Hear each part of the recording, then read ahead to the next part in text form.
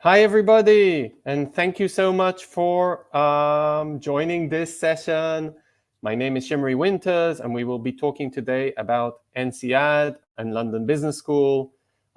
If you're on our live YouTube right now, on Facebook, you can write in the comments your name, if you have a preference for London Business School or INSEAD, if you have a GMAT score, I would love to hear that, and maybe where you're from. So I would love to know that. And we're going to leave time for lots of questions in the end. Don't worry, this is going to be quite a long session with a lot of information about London Business School and INSEAD. This is actually going to be session number 1. And it's going to be, let's call it an introduction to the schools. We're going to go over quite a lot of material and the similarities and the differentiators between these two schools, and maybe talk about some other schools as well. But it is important to mention we will have a part 2, so stay tuned. Which will go over the admissions process in a lot of detail to each of these schools. So I suggest we begin. A bit about myself. My name is Shimri Winters. I head the Ringo MBA admissions strategy team. I'm an LBS alum. At the end of my MBA, I was asked to interview for the school, and I used to interview for the school for MBA applicants. I have a computer science degree, and I've been working at the Ringo for 10 years full-time. This is what we do. This is what I do. What does a Ringo do? This is my only marketing slide for today, which is very short. We're actually really good. We're a boutique admissions consulting firm. We help candidates from chances estimation, project planning, school selection, and till actually helping candidates work with on their applications for all top US and European schools in the entire admissions process, from strategy to scholarship, much more. Check us out on aringo.com. We're very good. You can see some of the statistics. You can see here on the right the European statistics and London Business School and INSEAD statistics as well. And of course, some of our US statistics. Okay, that was my marketing slide. So let's talk about our agenda. Again, thank you for joining, whoever's on the live chat. If you can write your name, if you have a GMAT score and where you're from, that would be super helpful. And of course, start preparing questions. My secret sauce for this presentation will be to talk very quickly and to leave time for questions at the end. Okay, so the agenda is quite simple. We're going to talk about London Business School. We're going to talk about INSEAD. I'm going to try and point out different attributes to each of the schools. I'm going to try and point out differentiators, attributes. Why should you consider one of these schools? Maybe I'll also talk about other schools while we talk about these schools. And of course, I'll try and compare between the two. So lots of topics. And hi, Stephen, and thanks. And whoever is on the YouTube and wants to say their name, great. And prepare lots of questions. Let's go. So my first slide is actually nothing to do with London Business School and INSEAD at all.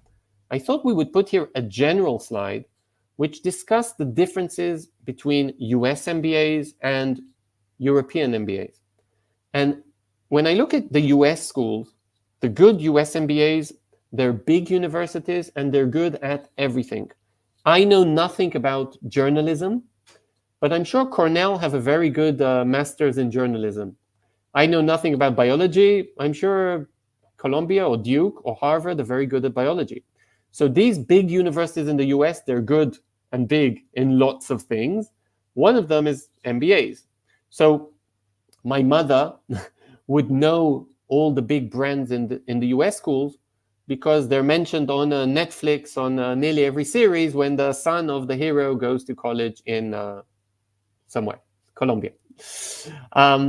There's a lot of Americans in these schools in the US, and probably 60 or 70% Americans in the big US schools. And most of the MBA programs are 2 years in the US. This is very different than the top European schools. First of all, most of the business schools are business schools. They're not part of a huge university, or like in London Business School case, it's part of University of London, but that's just a chain of universities. And they mainly teach business. That means in NYU, there's 20,000 students, and at London Business School, there might be 500 each year. Okay, so very big difference in terms of size. There's a lot of foreigners in the top European schools. There won't be a lot of British people at London Business School. There won't be a lot of French people at INSEAD, etc. And the MBAs are shorter. They're between 10 months. We'll discuss this a lot today, and 1.5 years or 21 months in some cases. But you can definitely finish all the MBAs within a year to a year and a half. So definitely shorter. So if I'm an MBA candidate and I want to decide between the US and Europe, the key differentiator in my mind is location. Where do you want to live and work during the MBA and post MBA? This is critical. You might end up in the same job, working for Amazon or McKinsey, maybe even in a very similar salary. But do you want this job to be in Paris or in New York? Do you want to live throughout your MBA in Singapore or in Madrid or in New York? So, you need to think about the location for you, for your family, maybe the length of the degree, which we mentioned before, and maybe if you have personal reasons, happy wife, happy life, specific employer, if you really want to work for an employer that has Silicon Valley headquarters, and maybe you want to go and study in California. If you really want to live in the US, there's no reason to go and study in Europe. So think about the location when you choose the schools, not just the school rankings.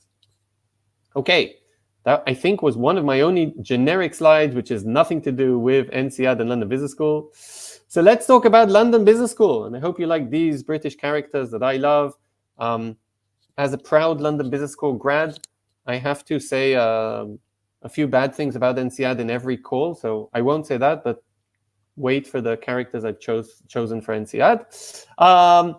If we look at London Business School, it's one of the best schools in the world. It really doesn't matter in my eyes if it's ranked 6 or 7 or 8 or even 11 or 12 in a certain year on the Financial Times ranking. It's one of the best schools in the world. Ask anyone, ask any employer, ask any person who understands something about MBAs. Definitely one of the best schools in the world. Again, doesn't really matter the specific ranking for a specific year. Fantastic brand. Let's move on. So this is like the facts sheet, just so you know a bit more about London Business School. Studies only start in September, like most business schools, unlike INSEAD. Studies only start once a year in September. It's actually a very new thing, which I haven't seen in many other business schools, especially not in the US. There is a flexible length of the program. You can actually finish the program a bit earlier. For example, if you don't do a summer internship, you can study in the summer, and that saves you one semester. For example, if you put a lot of electives in one semester, that can save another semester. So you can actually study in 15, 18, or 21 months. That's very unique for London Business School. There's many electives. It can be finance, strategy, entrepreneurship, marketing, economics, whatever topic you want, they have an elective about it. Scholarships, lots of scholarships. I don't think I put here a statistic. I did here in a couple rows later, but we found a 2020 statistic of 20 million scholarships awarded. So there's a lot of money in scholarships at London Business School. And the tuition is very expensive. It costs £115,000. This is kind of the main statistics I wanted to discuss. There's lots of different statistics around the average salary. It's quite similar to other top business schools. Does it include bonuses or not? So that's why there's a big difference between the base and 3 years later. But good salaries at the end. I'm going to talk about employment a lot because I think that's something very important for a lot of MBA aspirants. Just wanted a word about the GMAT. There's no GMAT waivers at London Business School for the MBA. You need around, I think the average GMAT was 707 in the old GMAT, which is equivalent to around 655 in GMAT Focus Edition. That's the average GMAT score. If your profile is average or below average, for example, you have less years of experience or not very interesting years of experience, or you come from an overrepresented background, you might need to score a higher than average GMAT to be considered. Nice percent of women in class. I think that's quite a good thing. I just put this slide here from London Business School because I thought it was interesting to show. So the middle bar here shows the MBA. And a lot of times people call me and say, well, I have 20 years of experience. Can I make it to a full-time regular MBA program? And the answer is no. I understand that you might think that you have a lot of experience and this is an advantage, but schools have in mind a very specific profile of their applicants. Of course, there's many exceptions, and we'll talk about a few of these exceptions later. And INSEAD and London Business School know how to accept people with exceptions, but still they're looking for someone with 2 or 3 years minimum of professional full-time experience. This usually will be post-undergraduate experience, unless specific cases like you served in the army or something like that before your undergraduate degree. And again, if you have more than 12 years of experience, you probably want to be looking at some kind of other degree. Luckily, London Business School offers Executive MBA and Sloan program, which you can check out my other videos, MBA above 30. But for the full-time degree, you should probably have 3 to 10, 11 years of experience to be considered. So we said we would look a bit about the recruiters. I think you will enjoy this slide because it shows a snapshot of recruiters that came a couple of years ago to London Business School. And there's a lot of interesting companies here. And even the less interesting companies here offer some sort of management program, maybe a management rotation program. For example, I think Burger King, interesting name, and General Motors, again, another interesting and maybe less sexy name than Amazon or Microsoft or maybe McKinsey. I think these firms, I know these firms came to London Business School and recruited managers. And a rotation program means you do half a year strategy, half a year finance, half a year real estate, and then you can actually continue in the company in one of these sectors. By the way, I forgot to say something very important, that this is going to be an interactive session. So please, in about 3 slides, I'm going to ask you some questions. Stay tuned for that. Forgot to mention that. So if we look at employment reports, they're changing rapidly, but consulting is still kind of the biggest sector, and finance is still kind of the second biggest sector. Technology is growing more and more, and technology is going to be the second biggest sector very soon. And this is, again, historic information. So the more new tech companies come to London, which is a huge tech hub, tech is going to grow. Diversified just means, kind of all the rest. And where do people work post-MBA? Well, most people work in the UK. Okay, and again, I went to LinkedIn, and the first 2 bars on the left here show United Kingdom, but the second bar shows London. So on LinkedIn, although the school says they have around 50,000 alumni, on LinkedIn there's 85,000 people that reference to London Business School. A bit strange, but it can be explained with executive education and things like that. And out of those 40,000, so half, work in the UK. So that goes to show around half the people long-term stay in the UK. Again, LinkedIn just shows long-term information. What are the companies? Very similar to what we thought. So consulting was very big. BAM, McKinsey, and BCG are on this in the top 5. But there's also tech companies like Amazon, Microsoft, and Google. And it's nice to see Nestle here. Was a bit of a surprise to me. But HSBC wasn't a surprise because we knew there would be finance, consulting, and tech. So just a nice snapshot, I think, of London Business School. Here, there's some top recruiters, A to Z. I mean, you can look at them, but again, there won't be big surprises here to see the big consulting firms, to see the big tech firms, and to see some finance firms, and to see some general industry firms like PepsiCo. Okay, not a huge surprise. I'm slowing down so you can see the screen a bit. Remember, my secret plan was to talk very fast and to leave some time for questions at the end. Okay, so we shall continue. I can see some people joining now if you're on the live stream. So if you can tell me your name and where you're from, that would be great. If you have a GMAT, even better, let me know your score. And we're continuing. There will be a session of Q&A at the end. We're nearly at the end of London Business School, just introduction. So let's talk a bit about key differentiators. So when we look at London Business School and try and compare it to another MBA program, in my mind, the first differentiator is location. I'll tell you a little secret. Most MBAs teach the same things: marketing, entrepreneurship, economics, micro, macro, statistics, analytics, maybe some soft skills, organization behavior, and various leadership skills. So what will be the big difference between London and another school? Well, it's the best school in the UK for sure, and in London for sure. London's a very nice place to live in. My wife loves it. I love it. If you're interested in art, if you're interested in football, if you're interested in career, you have career aspirations in services, finance, consulting, tech, entrepreneurship, London's a great place. So the location is a huge differentiator and a huge advantage of London Business School. There are some other advantages and differentiators. I think we touched some of them. One of them is the international community. London Business School has roughly 90% international students. This means it's a very, very, very heterogeneous place with people coming from various backgrounds, of course, from various locations. On a given year, there's usually students from 60 different countries on every given year. And it's very diverse, and it's a fun place to be in. Parties are very good. There's always some kind of national party for someone. So it's a great place to be in, and very culturally diverse, and also professionally with lots of opportunities afterwards. The curriculum is very flexible. There's lots of there's a few streams, we can discuss them later, but generally speaking, you can choose what you want to do. Just a bit about me, I really didn't enjoy finance. And I took, I think, 6 or 7 electives in entrepreneurship. That was interesting for me. So that's something that I enjoy doing.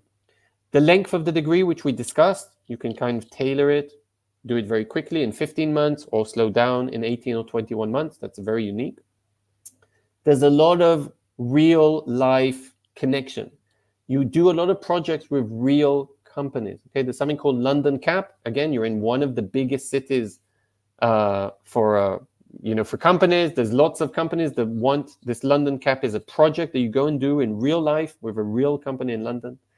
There's lots of other opportunities like an internship or doing a summer school for entrepreneurs, which is actually working on your project for a couple of months. There's also a global business experience where you go to another city. It can be in Johannesburg in South Africa. It can be in South America. It can be in Europe. And you go and do a project for a company there. Student clubs, we discussed. There's so many student clubs. They can be professional. I think the biggest club in the school is private equity and venture capital. It can be a technology club. It can be real estate club. But there's also cheese and wine club, salsa club, sailing. Lots of events, conferences. This is a full-on degree. You're going to be busy in the school 5 to 7 days a week, 8 to 12 hours a day. In my time, I think I saw Bill Gates, Al Gore, the CEO of, Al Gore, and also Jack Welch, the CEO of General Electric. And the most interesting of all was actually Sebastian Coe, who presented the 2012 Olympic bid, and he presented the strategy, which was amazing. So lots and lots of conferences, lots of guest speakers, lots of stuff happening all the time. And even when the big things aren't happening, and let's say you're interested in finance, there's a lot of small things happening because there's a lot of alumni who on the way to the city don't mind coming into London Business School in the morning and sharing their experience in a bank or in consulting or in tech. So there's a lot happening in the school even when Bill Gates doesn't come to campus. And there's lots of little competitions, networking opportunities, things like that. Another thing is London Business School is a great school for families. There's a lot of visa issues, but if you do have a visa for the UK, and it's a good place for families. And this picture on the right is a real picture. There's a lovely lawn in the front, and it's opposite Regent's Park. And I've been here for numerous barbecues and kids running around, and it's really a good place for partners. There's a lot of emphasis. I put here entrepreneurship and tech. I think that's kind of a recent emphasis. And they're trying to say, like, we're not only finance, we do many other things as well. I think that's true. In terms of rounds and deadlines and things, pretty standard and pretty correlated to some other business schools. There's a round in September, 1 year before school starts. So if you're applying in September 24, it's for studies in September 25. There's a round 2 in January with very similar chances. Don't rush. If you didn't make it for round 1, no problem to make it for round 2. Apply when you're ready. In London Business School, there's a round 3, which has good chances. There are some US schools which I would tell you stay away from round 3, wait a whole year, but don't apply. You have very, very slim chances. There's definitely chances in round 3. I've helped many people apply and get in round 3. But again, there are less chances if you are ready in round 1 or 2, apply in round 1 or 2.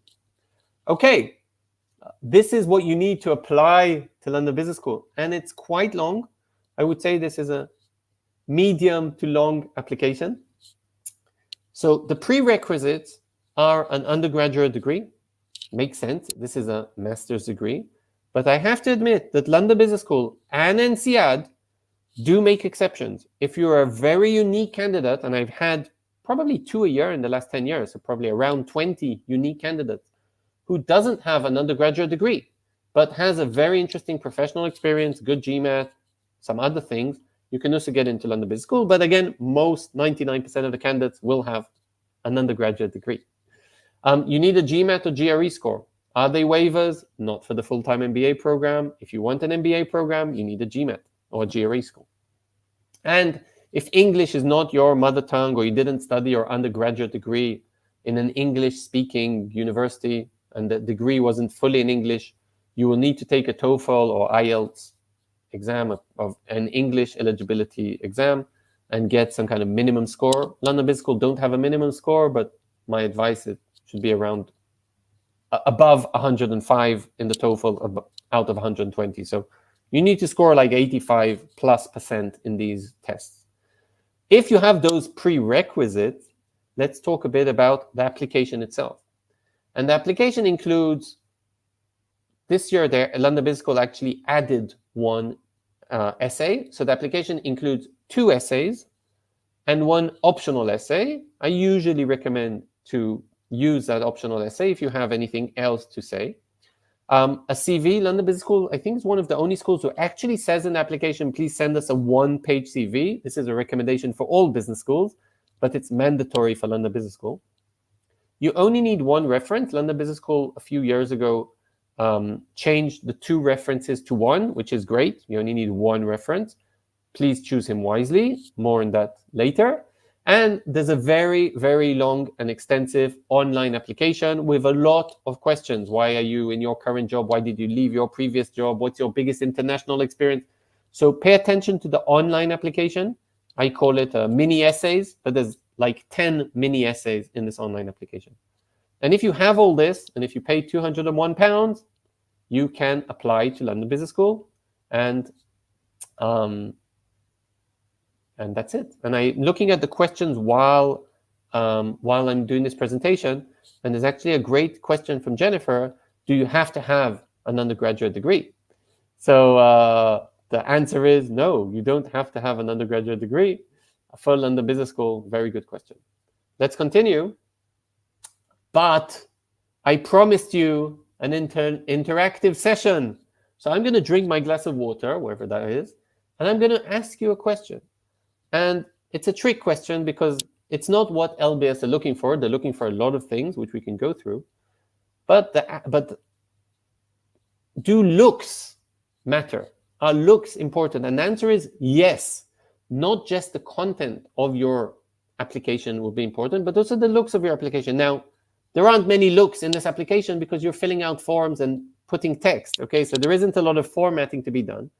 The only place in London Business School's case for formatting would be your CV. So here is a little CV that I wrote. I didn't write my professional experience, but I did put here my community experience and the additional information. I'm really happy with this CV. I think it looks great. Now, forget for a second the text I wrote here because it's a complete lie. But maybe you can look at it and give me some tips for the formatting. Maybe you can spot some formatting mistakes while I drink my glass of water. So have a look.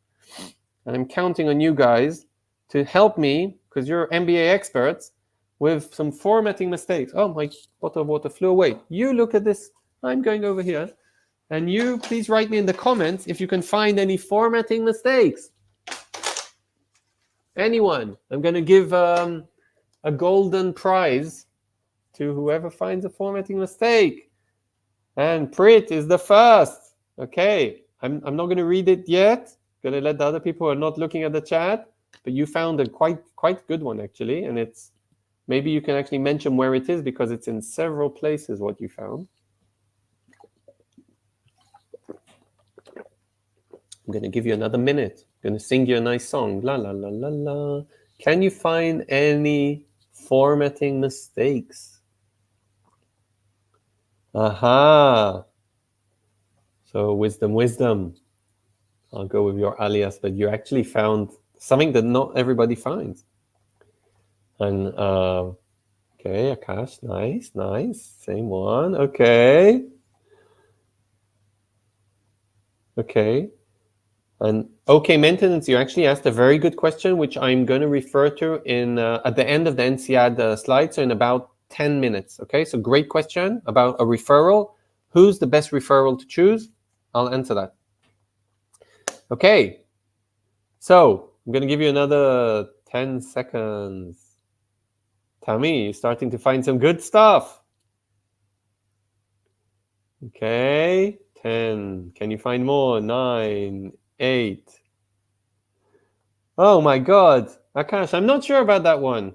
7, 6, 5, 4, 3, 2. Okay, so I was very proud of this CV. I don't know what you want from me, guys. I think you're very petty, but actually, there's probably a formatting mistake here in every line. First of all, my name is Shimri Winters, okay? So we said, don't look at the content, but why am I writing my first name in small letters, my family name in capital letters? Something's a bit strange here, right? Like, stay consistent, do whatever you want. By the way, there's no right and wrong on how to write these things, but stay consistent, okay? This is a strange one, okay? So like at the top, I put my phone number, and then I put a line, and then I put my email, and then I put a backslash, and then I put the address. I could have also put a comma and something else. Like, stay consistent. Doesn't matter what you do. Both of them look good, I think, right? But let's stay consistent. The headers, again, this silly thing. I use different font styles. I think the bottom one is in bold. Bit strange. The top one's in capital letters. I'm not even sure this is the same size. Yeah, something doesn't look good here. Can you see, I'm going to take this off. Can you see this one, the 2018? I'm going to take the line off. And can you see China is a bit more aligned to the right than 2018 to current? That's a mistake. You know, if you want dates aligned to the right, put them properly. Align it all the way to the right. You can already see that 2017 and 18 is not aligned to the right as well. This is a very difficult one. Again, I did tell you not to look inside the content. But can you see that I've used and I see this so many times on CVs, that people are just not consistent. Can you see I'm using a different dollar sign? Here I'm using $20M, and here I'm saying 15 million USD. You know, just stay consistent. There's no right or wrong. Just be consistent. Again, silly alignment issues. So Ringo Youth here should be more to the left under the business clinic. Maybe it's not so visible. The 2017-18 alignment is terrible. Okay, I mean, this again, you need a magnifying glass. But there's one full stop at the end of this line, but there isn't a full stop at the end of the other lines. You know, why did I do that? And, you know, these alignments at the bottom are terrible. And what else? Another, you know, again, text thing. But why am I saying 34 countries, but for 3 years I'm using a digit? So again, the bottom line here, there isn't right or wrong, but you need to stay consistent. And this CV just shows it's sloppy. Okay, it just looks sloppy. And forget the text. And when I used to interview for London Business School and get a CV like this, I used to say to the person, this looks a bit sloppy. Okay, so I know it sounds silly. I can't comment much on the text, but looks matter. And look what a beautiful CV you helped me create. So thanks for that. Let's talk a bit about INSEAD. And I told you, as I'm a London Business School very proud graduate, these are the fellows I thought you might meet at INSEAD, but that was just a little joke. Let's continue. Definitely one of the best business schools in the world. Okay, there's no doubt about it. The Financial Times, I think INSEAD was ranked 1 in the world in 4 out of the last 6 years or something like that. Right now it's ranked 2. Wow, who cares? QS ranking 11 in the world. Again, who cares? It's one of the best schools in the world. Definitely seen as the best school in Europe, together with London Business School. Best school in Asia, because it has a campus in Singapore as well. So, you know, the fact sheet, pretty stuff that you can find, but always good to know. There's 2 intakes at INSEAD, so you can start your MBA in January or start it in September. There's 2 campuses, one in Singapore and one in France, in Fontainebleau. There's also a campus in UAE for executive education. LBS also has a campus like that, but mainly for executive MBAs. There's so many electives there. I can't remember how many, but there's many tens. The degree costs around 100,000 euros, so very expensive. The class size is a bit bigger. It's 1,000 people every time, 1,000 students. Great salaries, again, not trying to compare them. I think they were a bit higher than LBS. It really depends which geography you go and work in. Nationalities, super diverse. And you will be studying with 50 or 60 nationalities in each given year. The GMAT score, again, the old GMAT, I think, was just above 710. So it's roughly 645 in GMAT Focus Edition, something like that. Good percentage of women, not like LBS, but okay, around 5 to 6 years of average work experience. If we look at the INSEAD statistics for employment, which I told you I feel is very important for this presentation, there are a big chunk, large percentage of alumni go to consulting. And for a lot of years, INSEAD was kind of considered the consulting school. And if you wanted consulting, you were targeting INSEAD. I think the more you speak today to INSEAD, they will probably say, oh no, we're famous for technology and entrepreneurship and general management. And they're true. All this is true because it's a big school. And out of the 1,000 students a year, okay, even if half go to consulting, there's still another 500 that go to various other places. And INSEAD is good at everything. It's good in marketing. It's good in strategy and consulting. It's good in general management. It's even good in finance, although keep in mind that INSEAD is not based, especially the French campus, in a big financial area. It's an hour from Paris. If I look at the top recruiters, very similar to what I would see at London Business School, very similar to what I would see at the top US schools as well. So there's the key recruiters in the strategy consulting industry, like Bain, BCG, and McKinsey.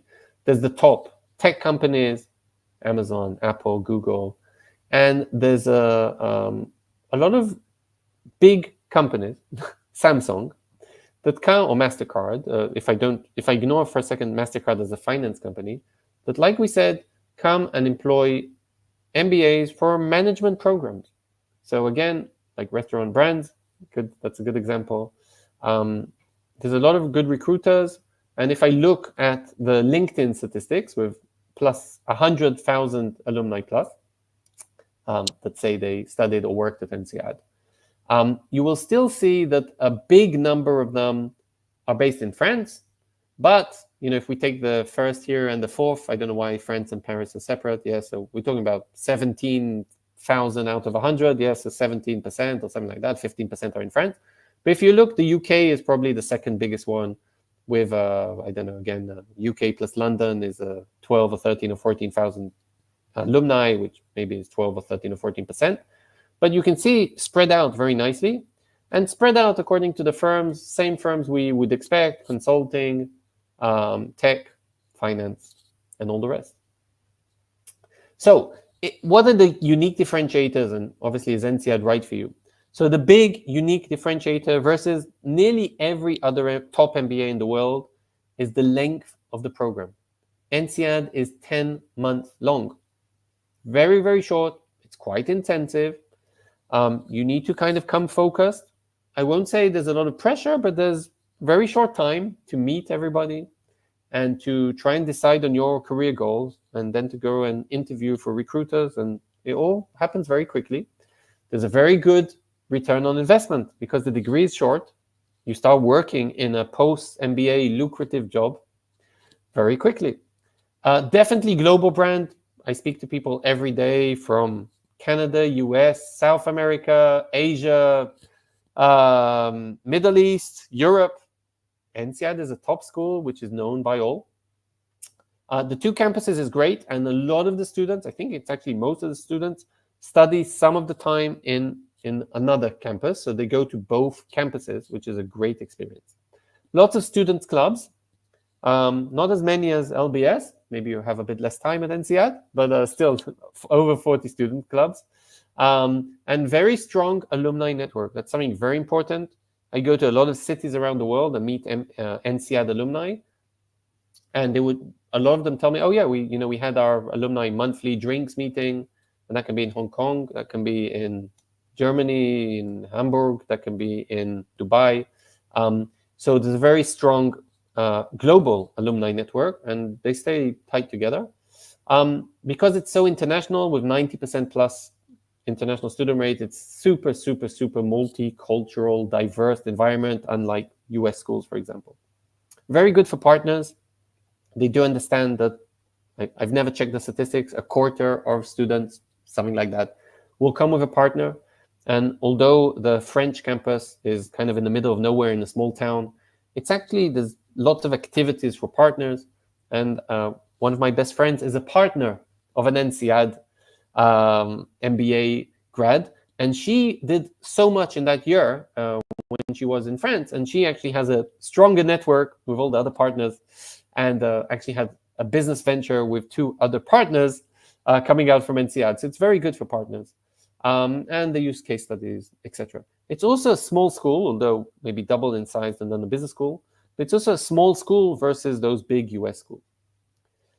Okay, so is INSEAD right for you? So we said it's a very good school, but keep in mind the program length. I think that's very important. It doesn't work for everyone. If you want to take your time, if you want an internship, if you want to think about things, if you want a 2-year program, go for a 2-year program. Don't go for a very intense program just because INSEAD is ranked good. If you start INSEAD in September, the classic program doesn't include an internship. Only if you start INSEAD in January, post MBA, post the 10 months, you will have an internship opportunity. So that's the J term. I don't know if it's less finance oriented, but again, it's hard to say.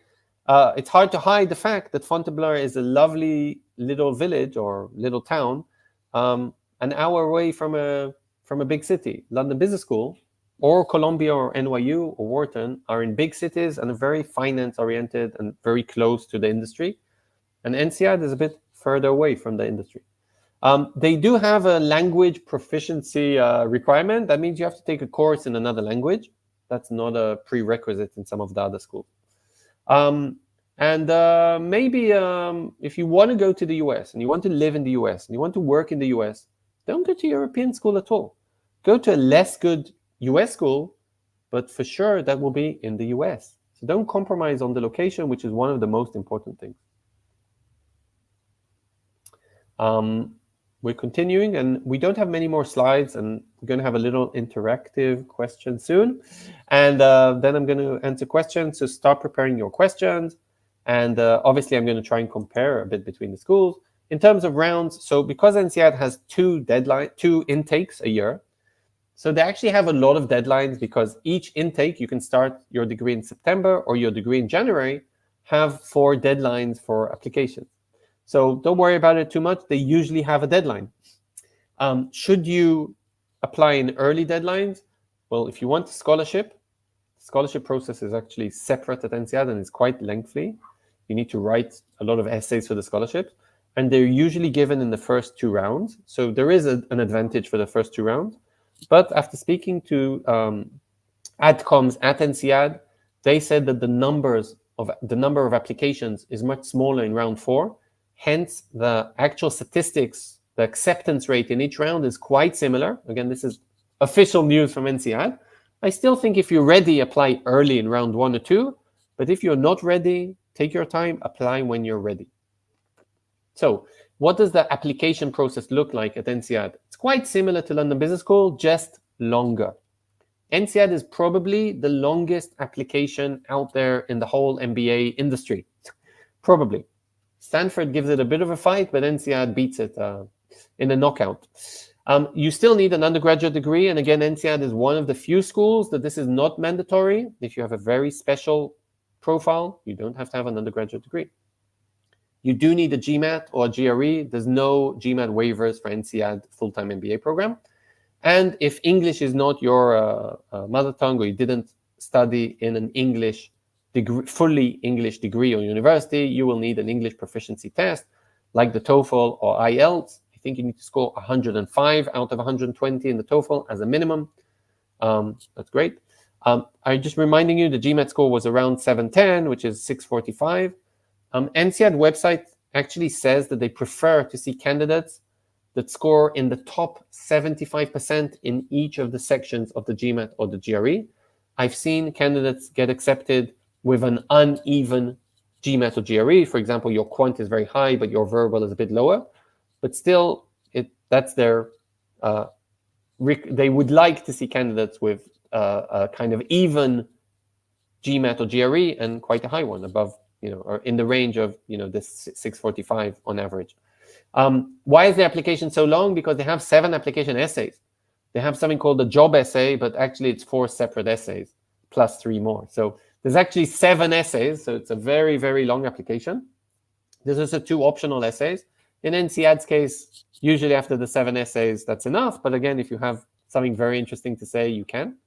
And INSEAD requires a resume, a CV, like most business schools do, and 2 referees, 2 references that you will need to give, and they will have to fill out a very long application, very long recommendation. So that's INSEAD, and if you do all that, pay 250 euros, you're good to go, and you can be considered for their MBA program.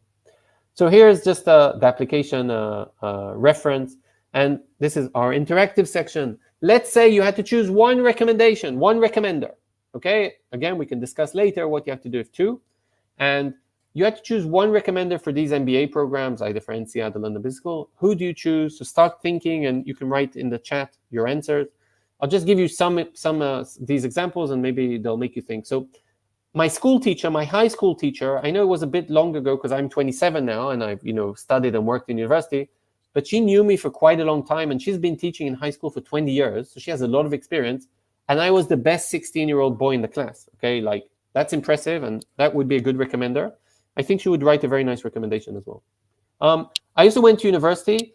The professor doesn't know me very well, okay, but I sat in the first row. I brought him an apple sometimes, and, I wrote a thesis. I helped him with something, and, he will write a nice recommendation and, say that I was smart.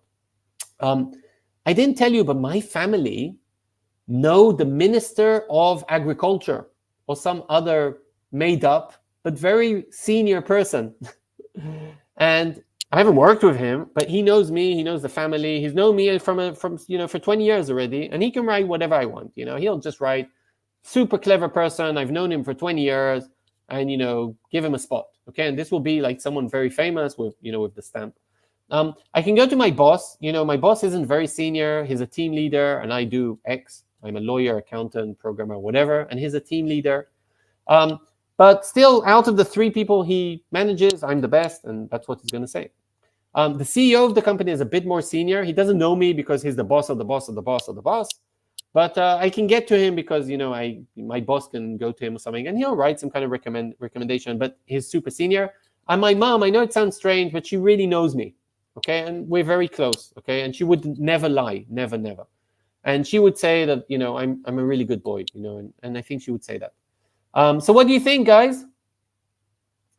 Remember, this is an interactive session. I'm going to answer all your questions in about 2 slides because we're nearly finished. I'm just going to compare between the schools. But who should I choose? Who should I choose as my recommender? We can start. I can see 1 answer already. I'm going to wait for the first 5 answers.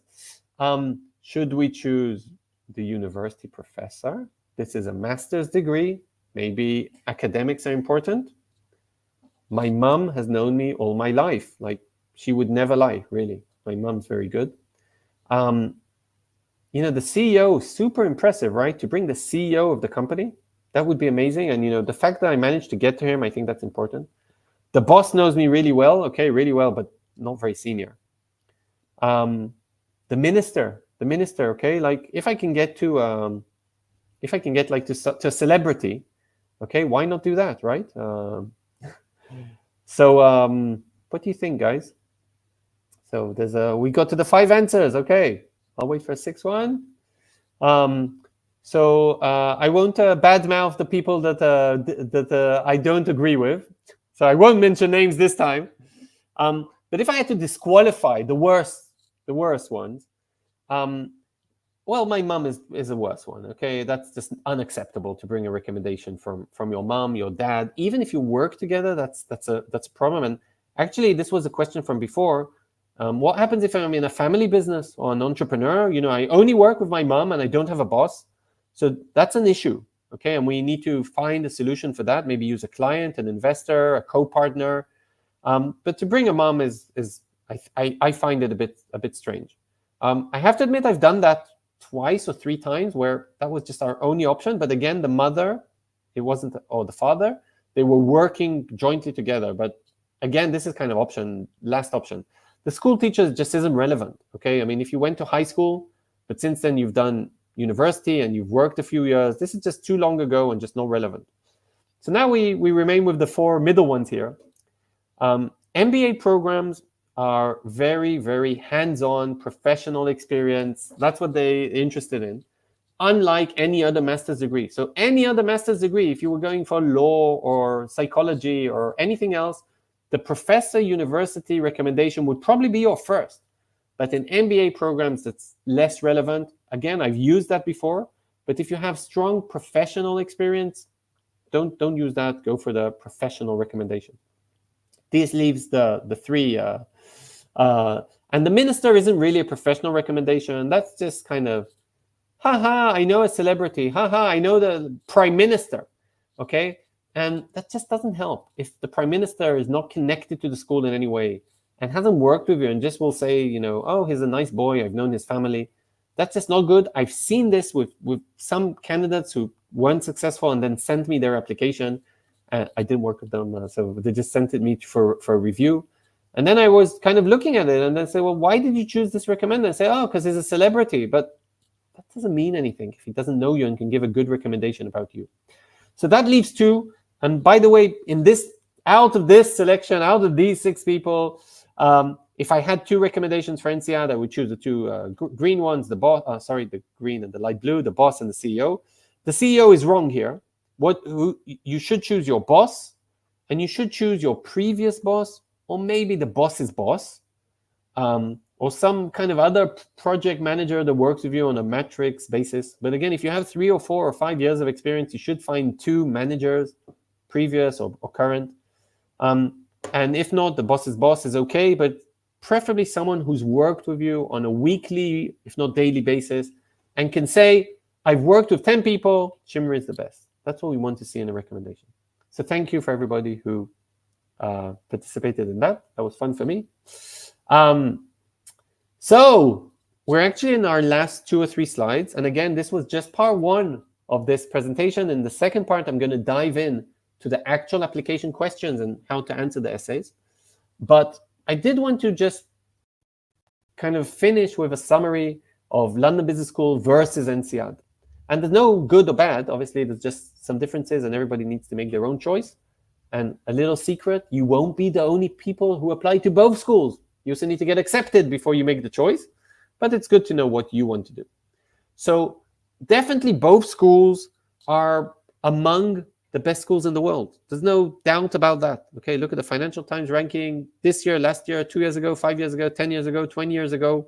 Okay, and again, in my eyes, it doesn't really matter if London Business School was ranked 4 and now it's ranked 8 or was ranked 6 and then a year later 12.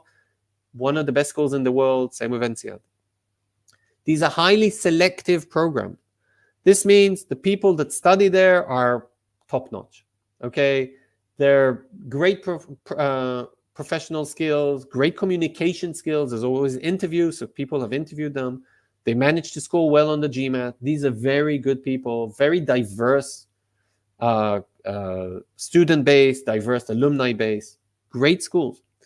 There's a lot of flexibility in these schools. So extensive range of electives. There's a lot of flexibility.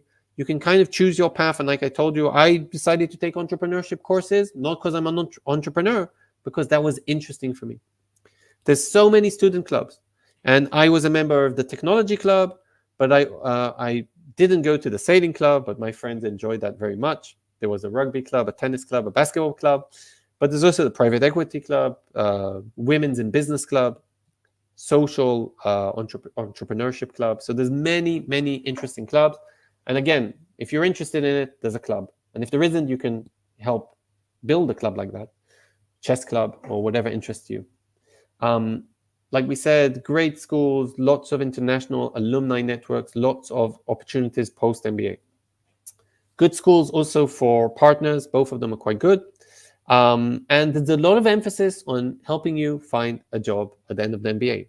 Now, that slide I showed you with all the logos from London Business School, those are recruiters that came to campus to recruit.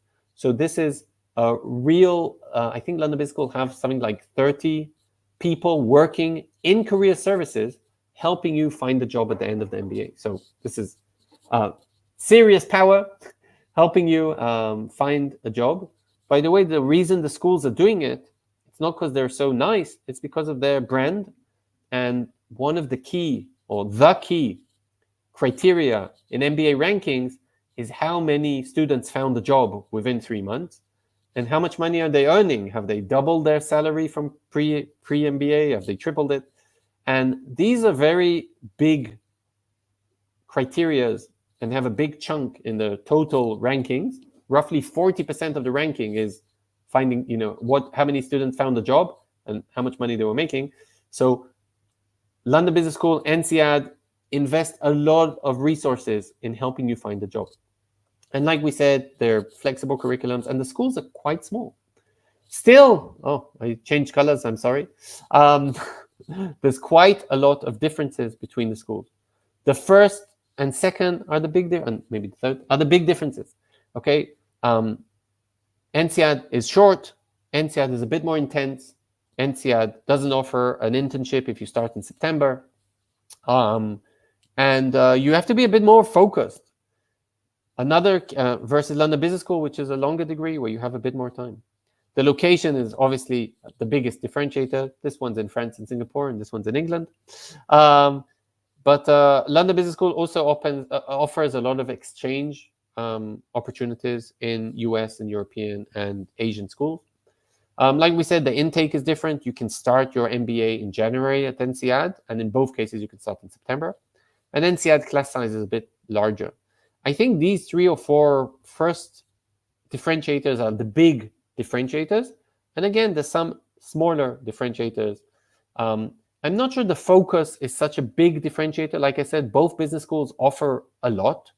Although INSEAD was famous for strategy and London Business School was famous for finance, I think both schools offer, if you're interested in finance, consulting, strategy, general management, industry, entrepreneurship, tech, I think both schools offer a lot of opportunities. A few other little differentiators. So INSEAD has a bit more of a structure. London Business School is more flexible. Like we said, you can kind of change the degree length. The culture, again, like we said, INSEAD is a bit more intense, but it's very collaborative. It's very fun. You don't feel competition between students, etc. London Business School, same, fun. You don't feel competition. There's a lot of events in both campuses, a lot of parties, and a lot of professional events.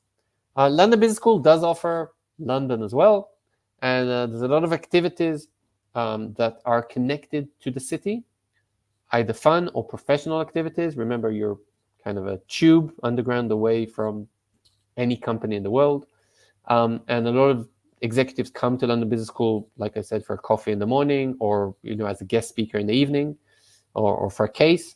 And this is something they can do, which is a bit harder for INSEAD, which does get the big famous guest speakers when they do their book tour, but doesn't have this daily interaction with the city.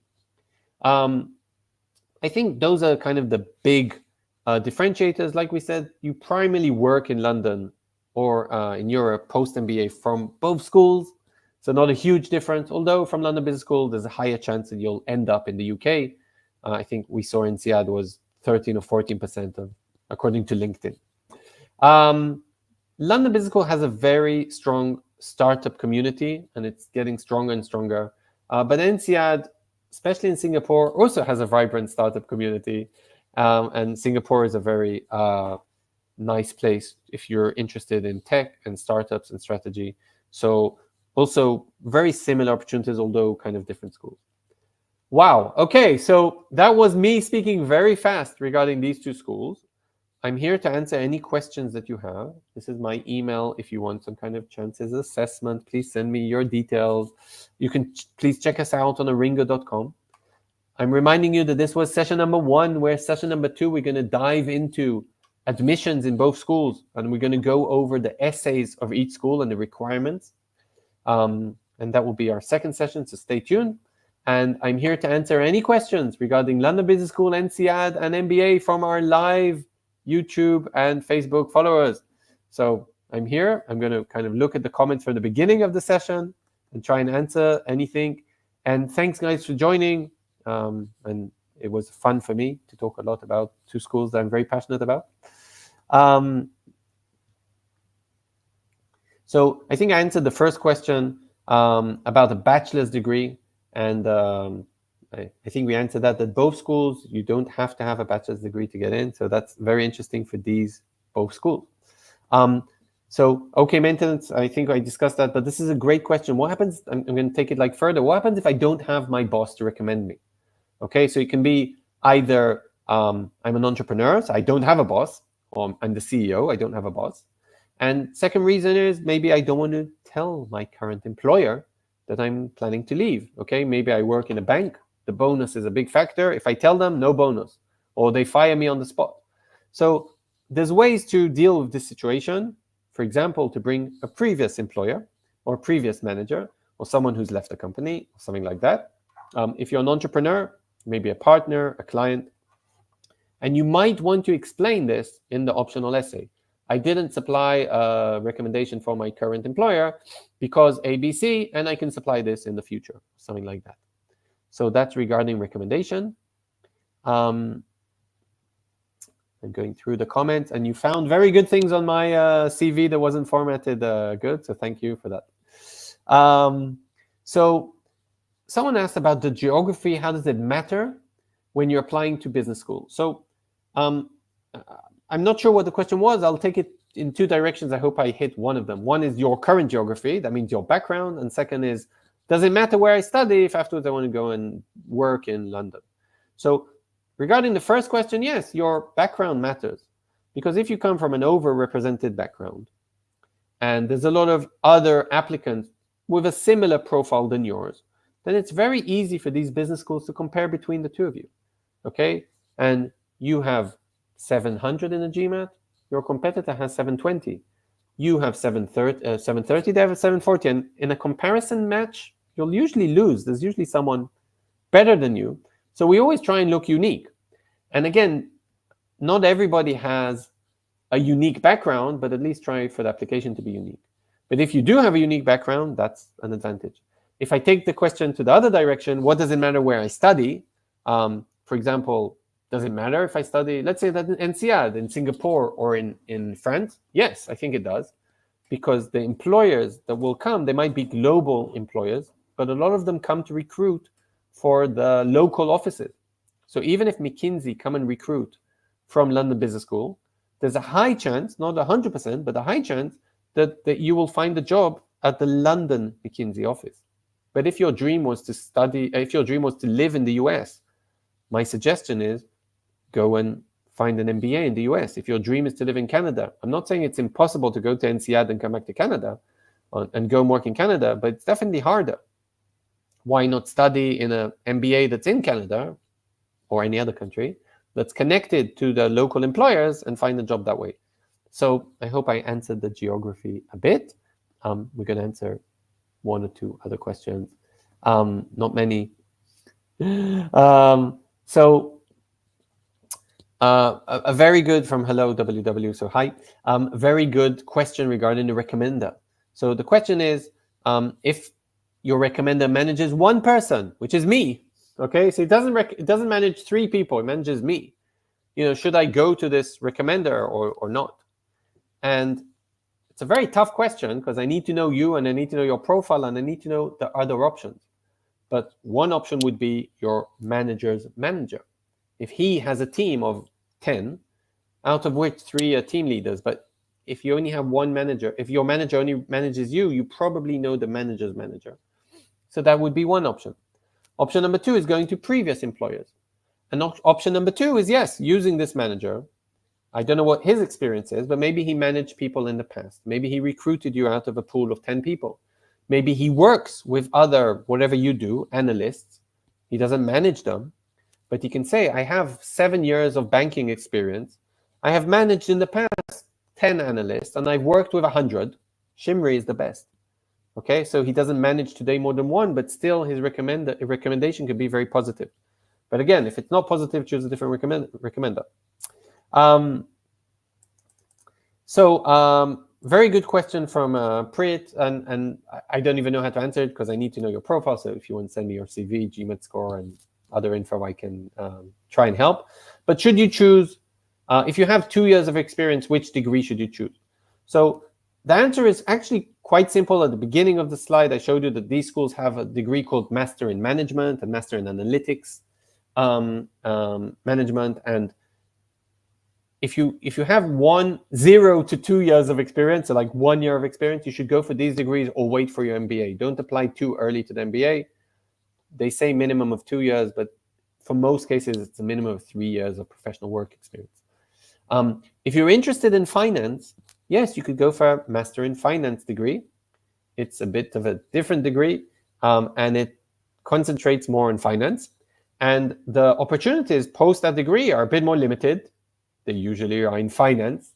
But if that's what you want to do, if you want to go and work in a hedge fund, investment banking, or be a broker or anything like that, a Master in Finance would get you there versus an MBA, which might also get you there, but might get you somewhere else. So regarding what are your better chances to get admitted, again, I don't know you, so I need to know your profile a bit more. I can say that 2 years is a bit on the low side for an MBA. Probably without knowing you, if they're not very, very, very interesting 2 years, you might need 3 or 4 years. If you have front-end finance experience, you can apply to Master in Finance, so whatever you want. Okay, so actually, there's a great question of a 37-year-old with 10 years of continuous work experience. So first of all, talk to me post this this presentation, and maybe check out Aringo website. We have a presentation for MBA over 30.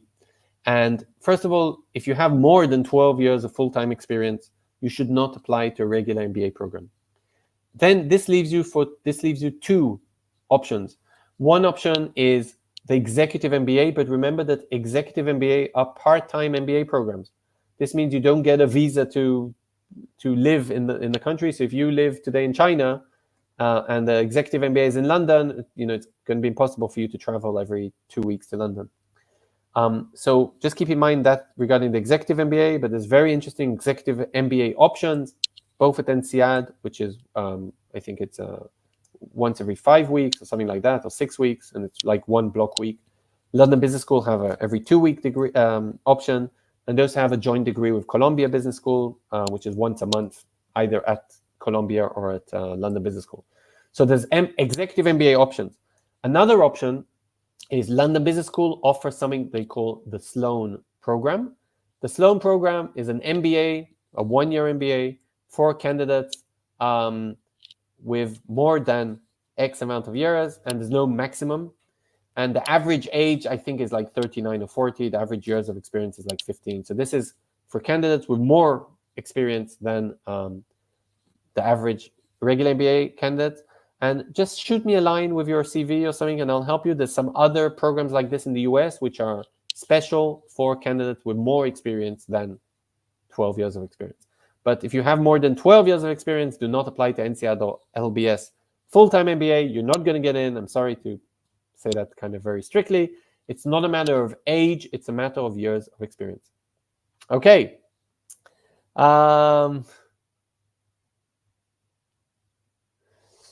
Does very good question, actually, that I've never received, so thank you.